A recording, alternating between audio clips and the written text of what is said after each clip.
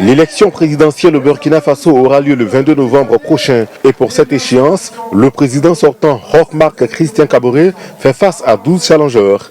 L'innovation majeure de ce scrutin est la participation pour la première fois des Burkinabés de l'extérieur. Une décision très saluée par les membres de la diaspora du Burkina en terre ivoirienne. Figurez-vous, moi, avec l'âge que j'ai, c'est maintenant que je vais goûter au désir donc, de glisser un bulletin dans une urne.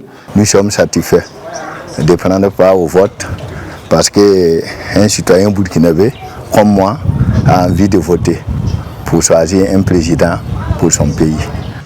Pour une parfaite réussite de l'organisation de cette élection en Côte d'Ivoire, le consulat général du Burkina Faso a joué un rôle important dans tout le processus. Ces délégués consulaires rassurent d'ailleurs leurs différents compatriotes.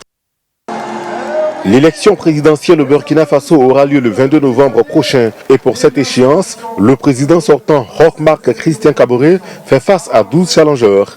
L'innovation majeure de ce scrutin est la participation pour la première fois des Burkinabés de l'extérieur. Une décision très saluée par les membres de la diaspora du Burkina en terre ivoirienne.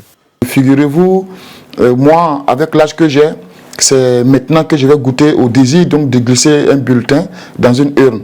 Nous sommes satisfaits de prendre part au vote parce qu'un citoyen burkinabé comme moi a envie de voter pour choisir un président pour son pays. Pour une parfaite réussite de l'organisation de cette élection en Côte d'Ivoire, le consulat général du Burkina Faso a joué un rôle important dans tout le processus. Ces délégués consulaires rassurent d'ailleurs leurs différents compatriotes.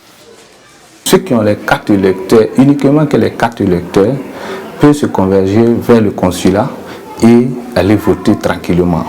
Je sais qu'il y a l'engouement, donc on met le paquet pour que ça puisse réussir. Quand l'électeur arrive, muni de sa carte d'électeur, de sa pièce d'identité, il va chercher d'abord à connaître son bureau de vote et puis maintenant il va faire le rang pour pouvoir voter. Ouverte le 31 octobre dernier, la campagne pour cette élection a permis aux représentants des partis politiques d'attirer les électeurs. Actuellement, chacun se dit confiant pour la suite. Le CDP, c'est un grand parti, tout le monde sont prêts pour le voter. Au regard donc de la campagne que nous avons menée depuis l'ouverture donc du processus, nous n'avons aucun doute qu'au soir du 22 novembre 2020, notre candidat sera élu. Près de 6 000 électeurs burkinabés installés en Côte d'Ivoire prendront part à ce scrutin qui va permettre d'élire le nouveau président du pays.